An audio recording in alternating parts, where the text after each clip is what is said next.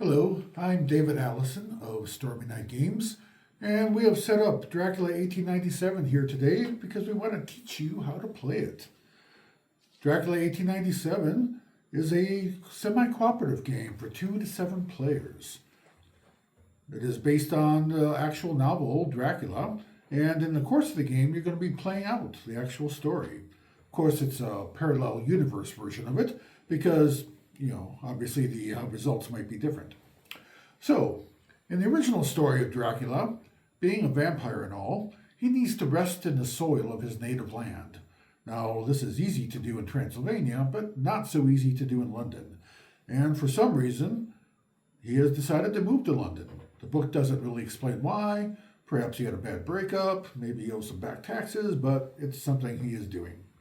So, given that, he takes 50 crates of dirt and he piles them onto a ship and he decides to go to London.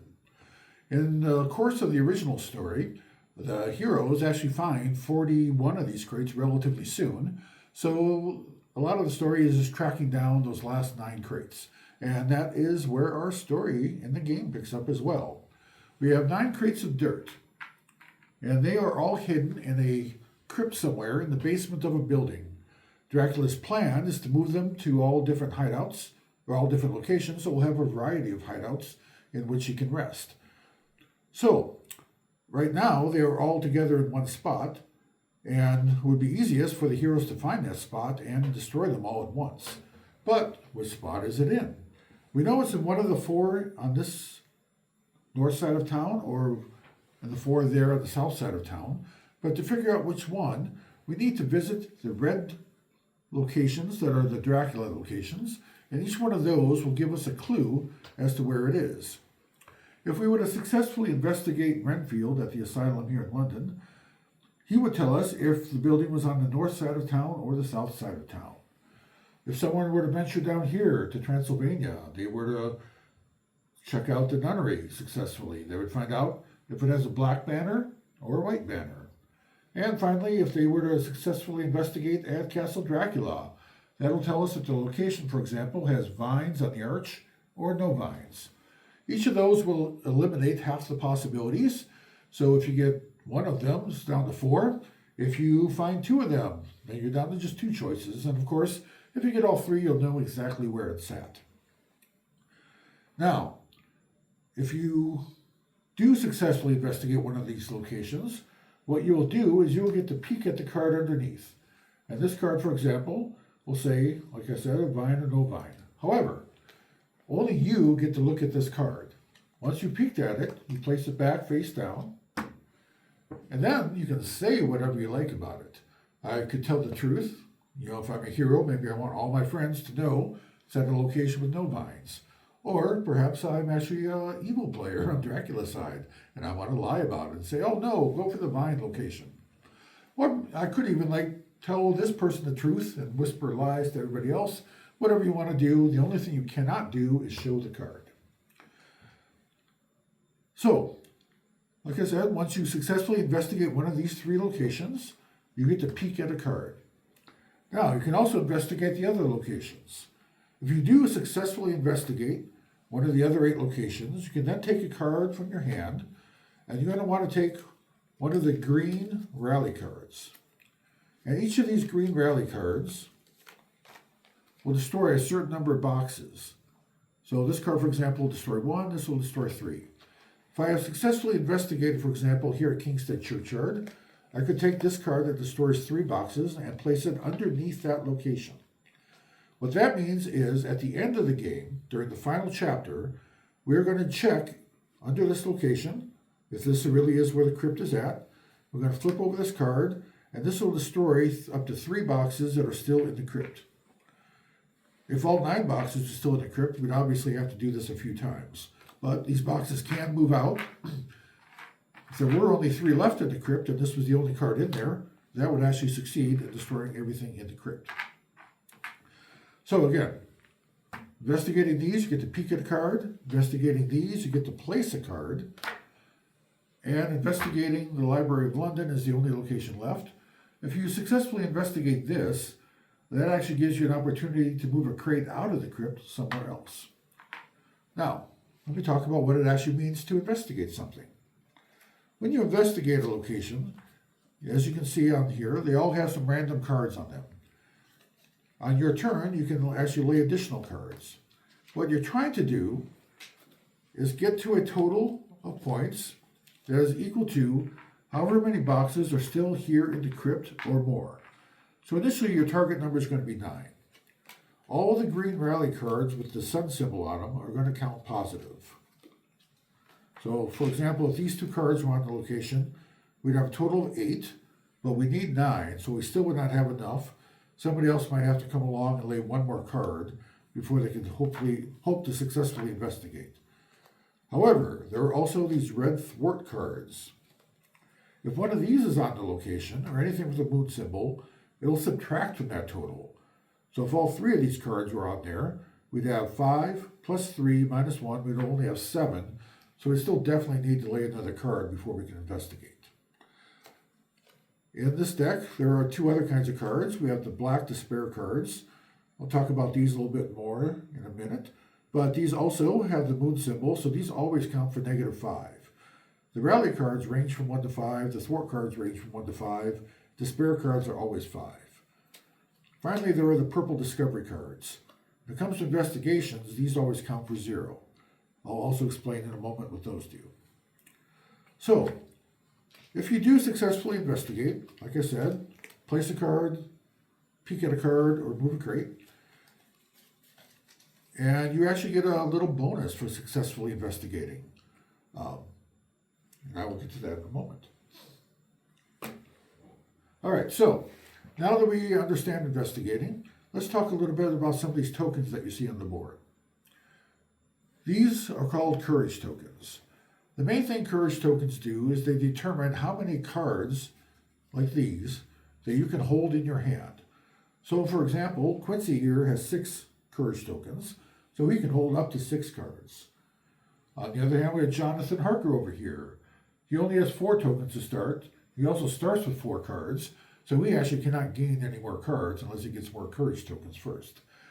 If you do gain more courage tokens, you can hold more cards. If you were to lose them or spend them, you might have to actually get rid of cards out of your hand if you're already at your maximum. But you can't gain more courage tokens. When you do gain more courage tokens, they come off this track here. Why does that matter? As these come off, these will represent the strength of Dracula on his turn. So you do want these courage tokens. They're very helpful to you, but there is a dark side in that they do make Dracula stronger every time you take one. There is a way to put them back on the board, so it's not hopeless. It's not a one-way street. But you do want to make sure you don't let that track get up too high. The other kind of token is a dread token. That's these red blood drops. These can get put onto locations during the game. Let's say one was here on Whitechapel. If that were to happen, that means a player on their turn cannot go to Whitechapel. They cannot lay a card there. They cannot use their special ability there. They really cannot interact with it in any way whatsoever unless they either spend one of their courage tokens to put it back in the supply, or if they have a green card in their hand, they could discard that, and then they could interact with it for one turn normally. If they were to go back there the following turn, though, they'd have to do it again. If there were 2 dread tokens on the location, now it is just completely blocked off. There is nothing you can do. It is forbidden territory. Basically, Dracula has just made that so scary, you just cannot bring yourself to go there. The other thing that happens with dread tokens is a corresponding dread token gets put onto the courage track. They will actually displace courage tokens. And if you were to put some courage tokens back in the track, you cannot displace the dread tokens. So that means Dracula will always have at least a strength of 2 if there are 2 dread tokens out. Finally, every time a dread token gets placed, we also move Dracula up on the chase track. Now, the reason for that is there are 3 things you have to do to win this game. The first thing you have to do is destroy all the boxes. And we've kind of talked about that. Second thing you have to do, though, is you have to actually catch Dracula. You want to destroy the boxes so that when you face off with Dracula, you know he's going to be weak. But you have to face off with him, meaning you have to catch up to him. So every time a dread token comes out, he's going to move up his track. The more they come out, obviously the harder he'll be to catch. The heroes will move up one on the track every time they succeed in destroying a crate. So there are 9 crates total. That could get them up to 9. So how do the heroes actually catch up to Dracula if they can only get to 9? That brings us back to the purple discovery card that I mentioned earlier. Now, if players would hold on to a purple discovery card or even the black despair card, they can use these at the end of the game to advance one additional card or one additional space for each card until they catch up to Dracula. However, if there's a player on Dracula's side, they can also use these cards to move Dracula up one more spot, and the chase goes on until either, if Dracula were to ever reach this final spot either at the end of the game or before, then Dracula automatically wins. Or if the hero simply cannot catch Dracula, then Dracula will win. If, however, the heroes do catch up to Dracula and Dracula has no more cards to play, that is when the heroes win. Unless they do have to destroy all the boxes, they have to catch up to Dracula. The third thing they have to do is at least one hero during the course of the game has to acquire one of these true conviction tokens. Because, according to Van Helsing, you cannot destroy a vampire if you do not have true conviction. Those are a little bit difficult to obtain, and I'll get into that a little bit more, how you do that. But those are the 3 conditions for winning the game. All right, so now that we've talked about the dread tokens and the courage tokens, let me talk about what you do on your turn. I'm going to grab Arthur here, just to show you. So, on your turn, the first thing you always have to do is decide where you're going to be. You can, if you're in London here, move to any other spot in London, unless there's either one of these dread tokens, or 2, or if Dracula himself has come to London and is on a location. If Dracula is on a location, it is just like having 2 dread tokens. It is completely blocked off. The only difference is Dracula moves most every turn, so he'll go somewhere else. The dread tokens, however, stay there. There is a way to get rid of them, but it's not easy. So you might get rid of some, but for the most part, once a location gets blocked, it's probably going to stay blocked for a while. You can also, if you're down here in Transylvania, go to either location. But if you're in London and you want to go to Transylvania, or if you're in Transylvania and you want to come back, you do have to spend either 1 turn taking the Orient Express, or spend 3 turns taking a ship. Now, obviously, you probably want to take the train because that is much faster, but there are some situations where the Orient Express can become disabled, and then, for example, you would have to take a ship.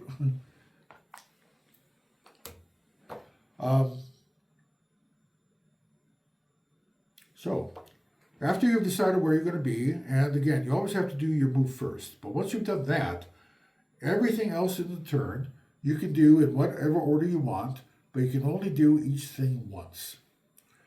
So one of the primary things you're going to do after you move to a location is use the ability of that location. So Fenchurch here, for example, its ability is it allows you to peek at a card on a location. It also allows you, if you don't like what you see, to trade it with a card from your hand. So if you decide to use the ability at a location, because everyone starts out as a hero, you're always going to use the top ability, which is the hero ability of that location. If you are the evil player, the corrupted player, and you reveal later on, become the minion, you would actually use the bottom power of the location instead. And if you're the influence player, you can use either one. The only thing is, on your turn, you cannot use the power of a location and investigate that location in the same turn. You have to do one or the other. All right, if you are on a location, you can lay 1 card on that location you're at. If you want to lay 3 cards on a location, you have to do it over 3 different turns, because you can only lay 1 card per turn. You can also use a hero action. So, Jonathan Harker and Mina Harker each have a free action they can take on their turn. All the other characters have special abilities. They can use their free action once per turn. Every character has a special thing called Act of Courage that they can also do. That's a power they can use once a turn, but that one will cost them 1 courage token to use. You might also play a privilege card. Privilege cards are these golden cards here. They all have a special ability on them. You can only play these on your turn, and again, once per turn, or 1 card per turn. And they have some special ability that is always going to be good for you. Doesn't matter if you're one of the heroes or if you're the minion, you will always be able to make use of these cards. However, if you find the ability that it gives you is not that useful, or if you're in some kind of dire emergency, you can also use these cards as a regular resolve card. You can use it as either a green rally 4 or a red thwart 4. Okay. Another thing you can do on your turn is if you're on the same location as another player, you can trade things with that player. You can trade your resolve cards, you can trade your courage tokens. If you have a privilege card, you can trade those. If later on you were to get an item, you can even trade those. Trades do not have to be equitable. I could just give you a whole bunch of things and you maybe don't give me anything back. I can only make 1 trade per turn though, so even if all these people were on the same space, I could trade with one of them and then they could trade something back to me, and that is all the trading that can be done. Trades do have to be consensual. You cannot force someone to take something or take something from them.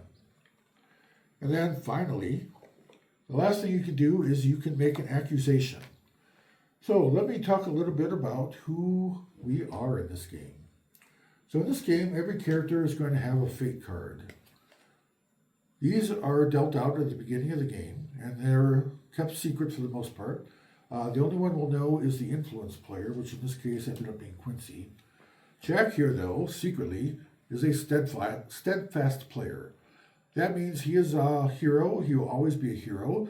He wants the heroes to win, and he wants to destroy Dracula. We see here that Mina is also a steadfast player. In this case, Jonathan Harker was the corrupted player. When you get this is something you keep secret. This means you actually want Dracula to win, and you want the heroes to lose. But you start out as a hero. This might be analogous in the actual story to Lucy. You know, she was one of their friends. She was a hero. She didn't like Dracula necessarily, but when she fell under his sway, she was kind of secretly helping him. And then eventually she turned into a vampire herself. Oops, spoiler alert. And then we also have the influence player. The influence player is a little bit like Mina in the story. She was a hero. She wanted Dracula destroyed, but she had a definite connection to Dracula. So the influence player in the story, they do want Dracula. Well, they don't actually need Dracula destroyed. What they need to do is just make sure the heroes actually get to the final chapter, the end of the game. They have 2 bitten cards that they get. These cards each have a goal at the bottom, and there are 7 different ones they might get. They have to meet one of these 2 goals by the end of the game, or at the end of the game, specifically. If they meet that goal, that is all they have to do. They have won the game. At that point, they don't care if Dracula is destroyed, because if he is, great. They go back to their own life. If he's not destroyed, then great. They become his favorite minion. It works out for them either way. All they need to do is just make sure that the heroes get to the end of the game, and then they can check their victory condition at that time. If they make it, they have won. They also have the special ability, like I said, they could use either hero power or minion power at any time during the game. So let us get back to the accusations. Let's say I did think that Jonathan Harker was a corrupted player. He's been acting a little strange during the game. He's maybe collected a few too many courage tokens and picked up a lot of cards and not really been very helpful. So I'm like, I think you're actually trying to help Dracula. At that point, I would give him one of these suspicion markers. I could accuse him, which is to say I could sideline him for 1, 2, or 3 turns. we're basically saying, you've been acting suspicious, we don't trust you. If you really are on our side, then you'll just sit tight and not do anything. Now, if we accuse him for just one turn, that is free. We could accuse him for 2 turns. But if we do that, we'd have to place 1 dread marker. Or we could even accuse him for 3 turns. And then we'd have to place 2 dread markers on the board. If we say I'm going to accuse him for 2 turns. So I propose that. We might talk a little bit about it, say, well, why I think we should accuse him. Somebody else might have a counterpoint. Certainly Jonathan would have a counterpoint. But at some point, we start the vote. Since I made the accusation, I cast my vote first. Go around the board, and once everybody's voted, if a majority of the heroes, including Jonathan, because he's still technically a hero right now, if a majority of the heroes agree to this, then he retains the suspicion marker, and he is now officially on timeout. If, however, we did not approve it, then it just goes away, and it's like nothing happened. So what does it mean to have a suspicion marker? That means once it gets back to your turn, if you have one in front of you, the only thing you can do is you first have to decide where you're going to be for that turn. So if I was Jonathan, I could say, well, I'm going to hang out at King's Cross Station for this turn.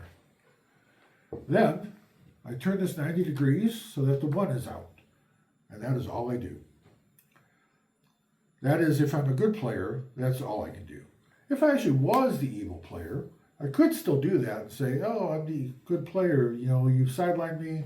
That is so tragic because now I'm just wasting my turns, and that's really the only option I have. You could do that. Or you could say, you know what? You're right. You caught me. You guys aren't the boss of me. I'm evil. That is when you flip your player sheet over to the minion side, and then that'll change a few things. Once you are the minion, you can no longer investigate. You lose your special abilities, and it is going to be a little bit harder to get things and to win the game, I think. So you don't necessarily want to reveal yourself as a minion if you can avoid it. As long as you're a hero, you still get some benefits, and you probably want to milk that for as long as you can. But, if you're really in that corner and you're going to have to just sit there for 2 turns doing nothing, you might decide instead to reveal yourself. So if you're really worried what somebody might do, it might be worth placing 2 dread tokens to make sure that they don't. Because what will happen is if they do get down to where it says immune, the thing is you can't accuse somebody who already has a suspicion marker in front of them. So as long as he has this, that means he's guaranteed to get at least 1 turn as a hero to do whatever he wants. He might go and purposely fail an investigation. He might investigate something and place a bad card somewhere. So you don't really want them doing that. If you really think they're corrupted, you're going to want to try to call them out and get them to reveal themselves. So that is what it means to accuse somebody. Okay, so those are all the things you can do in your turn. Let's talk about what happens on Dracula's turn. So let's say, for example, Mina was the first player. Then it goes to Jonathan, goes over to Quincy here, then to Jack, Arthur. When it gets back to Mina, instead of her taking her turn, she's going to play Dracula's turn. On Dracula's turn, there's 5 things that happen. Now, because she was the first player, and it comes back to her, it feels like she's missing her turn. She's not really, she's just going from being first player in that round to last player in the next round. But because it feels like she's missing her turn, the first thing she does is take a courage token off the conflict track, keeps it for herself, and that's for her trouble. That is obligatory, you have to do that. The next thing you do is you're going to take 2 cards off the draw pile, you're going to turn them face up, and put them off to the side of what's called the outcast pile. Put that here. Now, in this game, there are 3 piles. The draw pile is always face down. You draw cards off the top. Sometimes something will tell you to discard cards. That's always going to be in a face down pile as well, off the board. And if you ever draw from the discard pile, you're going to take off the top. The outcast pile is a little different. These cards always face up. If you ever do get a card from the outcast pile, which is not easy but possible, You can take any card you want. All right. So after you've outcast 2 cards, then we're going to draw a Dracula card. There are 3 kinds of Dracula cards. The first card is a darkness card.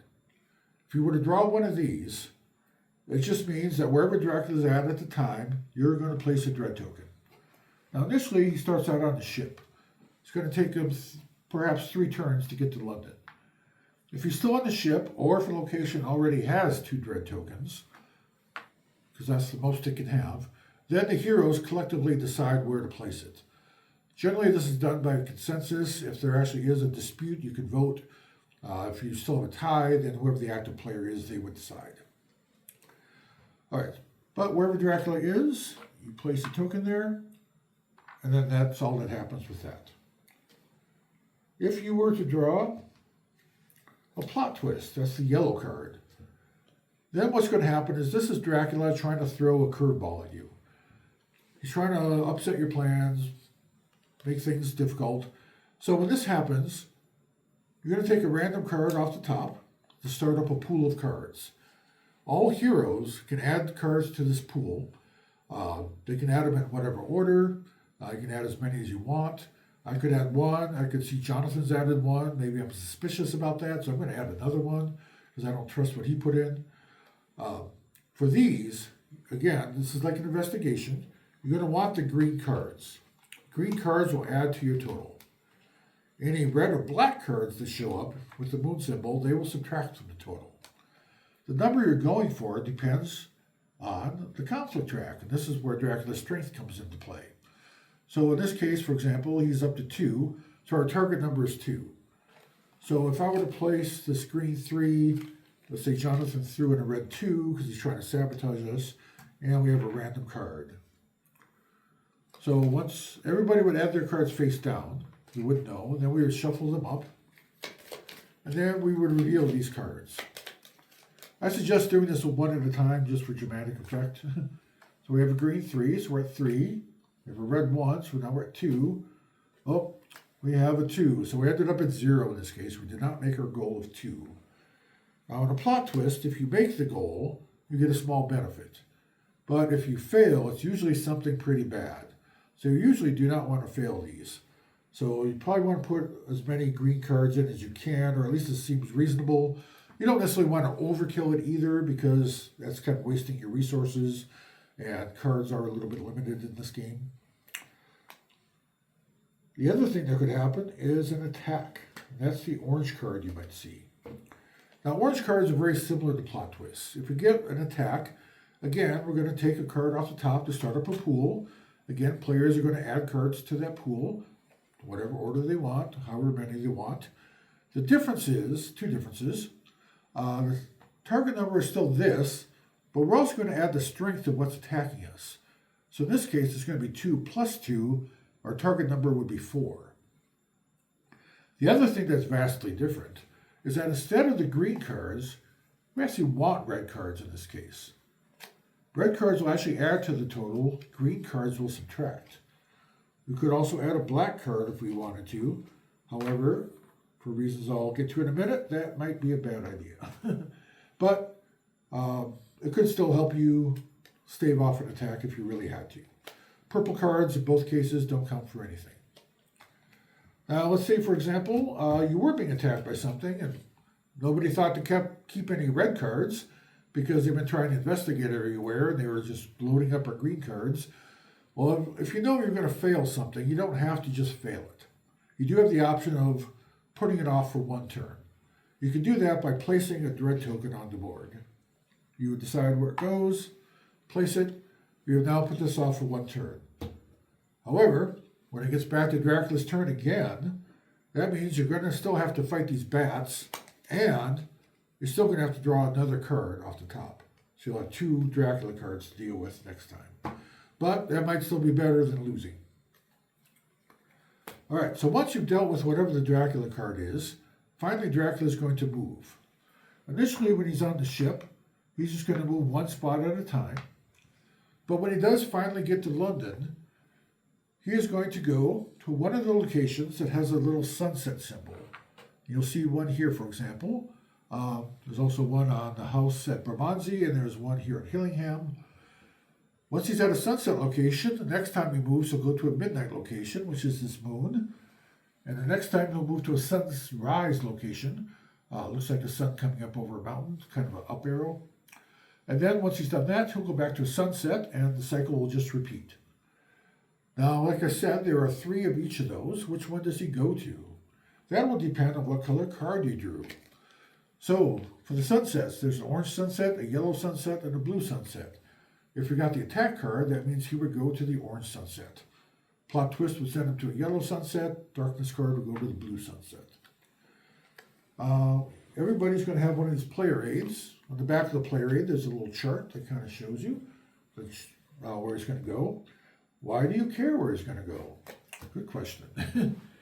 When Dracula goes to a location, if there is already a player there, it'll get a dread token. If you go somewhere that's empty, that is fine. But if there's a player there, it'll get a dread token. So obviously, you don't want that. So if you know Dracula is going to be going to for example, a midnight location next turn, then you might want to avoid those. Still only a 1 in 3 chance that he's going to go to the one that you're thinking of. So perhaps it's worth the risk of doing it. But, if you don't have to go there, maybe you'll just go there next turn when it's safe. All right. Final thing you do is once you move Dracula, is you take the Dracula deck, pass it to the next player as the first player marker, and now they will be the first player in the next round. So that way they know when it gets back to them, they'll remember that they're going to play Dracula instead of take their turn. All right, so that's Dracula's turn. Now that we know all that, let me talk a little bit about the items. So I talked about the purple discovery card. I said that at the end of the game, you can use these to advance on the track. But at the beginning of the game, it might be a long time before you get to do that, and you do have a limited hand size, so maybe you don't want to hold on to it that whole time. The other thing you could do with a discovery card, you can also do this with a privilege card, is you can visit Kingstead Churchyard, and you can trade it in for an item. There are 5 kinds of items in the game.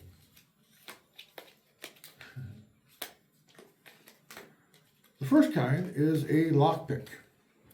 If you have a lockpick, that means whenever you personally do an investigation, it gives you +4 to your total. So when you're adding up the cards, you add up all the Greek cards and then add 4 more to that. So that'll make it a lot easier to investigate places. If you have a steam trunk, like I said, the number of cards you can hold in your hand is based on how many courage tokens you have. This will add +3 to that. That means even if you were to spend all your courage tokens, you could still hold 3 cards. I just mentioned when Dracula moves, if he goes to a location where a player's at, it gets a dread token. But if somebody has a garlic necklace, that will not happen. Even if you have a garlic necklace, even if there are other players on that same location, dread token will not get placed as long as one player has a garlic necklace. The final 2, we have a journal. If somebody has a journal and a plot twist comes up on Dracula's turn, then we get to add +4 to the total. So even if nobody throws any cards in, you're still going to be +4 and then whatever your random card is. Likewise, if you have weapons, that'll add +4 to any attack. So if you don't want to stock up on red cards, you could just get a couple of these weapons, and then you would have 8 towards any attack, which would be a good start. These cards are permanent, so if you have one, you can use it over and over and over again. You never spend it, per se. Also, you can only have one of these personally, but there are 3 of each in the game, so 5 would be the most you could have. They also do not count as a card in your hand. Neither do privilege cards, so these do not count against your hand limit with your courage tokens. All right. So now that we've talked about all that, let us talk about how the game ends. So, like I said, the 3 things you have to do One, you have to destroy all the boxes. We talked about the green rally cards. We talked about the red thwart cards. We talked about the purple discovery cards. The final kind of card is the black despair card. When the black despair card comes out, now this doesn't mean just that you drew it, but anytime it gets revealed. So that means if it was on a location, somebody investigated it, we turned all the cards up, or if it were in a plot twist, for example, somebody threw it into there, once we count up the total, it would get revealed. Or if it was on top of the draw pile, for example. And it was Dracula's turn, we had to outcast 2 cards. One of them was a despair card, then it gets revealed, that's when it activates. When a despair card gets revealed, it's going to activate the despair track and advance it. The way you do that is first you have to place a dread token from this track. So if I were to place that there, the fact that it comes off here means this track is now at 2. Next, a bad effect will happen, and these effects take place for the rest of the game. In this case, we'd have to add an extra random card to every location. The rest of the game is always going to have 2 cards here and 3 cards here, plus any additional cards that get laid. But after the bad things happen, there's still a little bit of hope. There's always a little consolation that happens. For example, on a 1, everybody will get a free resolve card if they have room to hold it. Here, you can have a resolve card or take a curse token, but it does come off the track. Here you get a curse token, here you get a curse token, or a privilege card. So potentially every hero might get a privilege card here and here. Here, everybody would get an item. And there, if it gets that bad, one player will get true conviction. That is one way to get true conviction. It is not the way you want to get it. But I'll get back to that in a moment. The other thing, finally, that the spare cards do is they will move a box. So, in this case, a box will move out of the crypt and will go to Hillingham. It'll probably stay at Hillingham until it gets destroyed. So the way you destroy a box, a crate, I should say, the way you destroy a crate that is on the location is all you have to do is just investigate that location. If you successfully investigate it, that box is automatically destroyed. The heroes move up 1 on the track, and you're making progress. That is different than destroying the box in the crypt. Destroy the box in the crypt, that is when you place a card, after you investigate it, you place a card underneath the location, and that will destroy 1 box in the crypt only at the end of the game. These boxes are destroyed immediately. You do have to destroy all 9 boxes wherever they may be. So during the course of the game, 4 boxes got moved out. You have to investigate all 4 of these locations, destroy all 4 of those boxes, and then if the hidden crypt was at Piccadilly here, you'd have to investigate that probably at least twice, place at least 2 cards under there in order to destroy 5 boxes. So you do not want these despair cards coming out if you don't have to, but if you're being attacked by something, and losing means placing a bunch of despair tokens, it might be worth it to do this and just place 1 and have the effect. All right, if you're being attacked, if you succeed in defending off the attack, nothing happens. However, if you were to fail, you're going to place a number of dread tokens listed on the card here. In this case, if you're being attacked by henchmen, it would be 7 dread tokens that go on the board. And remember, every time a dread token comes out, it moves Dracula up on the track. Moving him up 7 spots could even put him all the way to the end. You might lose the game right away. So you do not want to lose attacks. But again, if you don't have enough red cards, you could put it off for a turn by placing a dread token. So finally, we've talked about everything you might do during the game. So we're going to talk, how does the game end? There are a couple ways the game can end. It could end immediately if Dracula were to ever get to the end of the chase track. That means Dracula has completed all his plans. He is firmly entrenched in London. There's really nothing you can do. Heroes might as well just pack up and move to Edinburgh. The other thing that can happen is the draw deck here. The resolve deck. If this deck were to ever run out and you wanted to draw a card, you could not. That means the heroes have lost their resolve. They can't go on. The game is lost and Dracula wins. However, if you manage to avoid those two fates, then the heroes can collectively decide that they're going to end the game at any point they want to. They just decide, one player on their turn will say, I move that we go to the final chapter. The heroes can vote on it if there's some dispute. But if it passes, then we declare a final chapter. In the final chapter, the first thing we do is we flip over all the cards that are underneath these locations. So this card says no vines, a white banner, and it is on the south side. That would tell us the hidden crypt was at the house at Whitechapel. Now, if there are cards underneath Whitechapel, and hopefully there were, that we would check those and see if we actually destroyed enough boxes. Destroyed enough boxes according to what was still in the crypt. So if 4 boxes were still there, for example, we'd check those, see if we destroyed 4 boxes. If we did not, or if there are any boxes left anywhere on the board, the heroes have failed, they lose.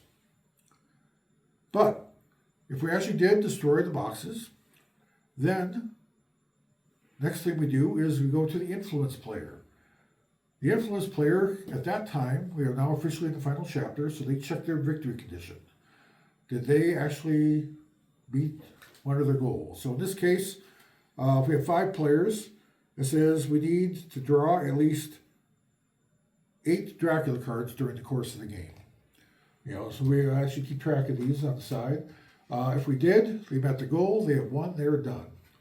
If they did not do that, they can check their other goal. Is it the despair track at least at 4? In this case, it is not. So in this case, if they did not meet either goal, they would lose. Knowing that, they might have voted against ending the game. But either way, they are done. Then the minion, if they have not already revealed themselves, the corrupted player will reveal and say, yep, it was me. If they haven't already turned the board over, they do it at that time. All right. Now the final thing we have to do is actually catch up to Dracula. And we're assuming at least one player at this point has true conviction. All right, so to catch up to Dracula, we're going to take all the cards from the players. All the cards from the heroes. And say he has a few cards here. And we're going to shuffle them up. All right, let's say Dracula had gotten up to 12, and the heroes have destroyed 9 boxes at this point. So they're going to need 3 either discovery cards and or despair cards. All right, so we start flipping them over. So no, no, no, no, no, no, no. All right, we got 1. Passes. Oh, we have another one. Got a discovery card. Okay, we have caught up to Dracula. We have 1 card left. Now the minion has been holding on to some cards as well. So they look at their hand and, oh, they also have a discovery card. They're going to move Dracula up 1 more spot. The heroes still have little hope left, though. They have 1 card left. This card is what they need. They might still catch Dracula. Oh, but it is not. So in this case, the heroes would have lost. If they did have 1 more card and caught up, the minion has nothing left that they could use. So in this case, the heroes would actually win. That is how we play Dracula 1897.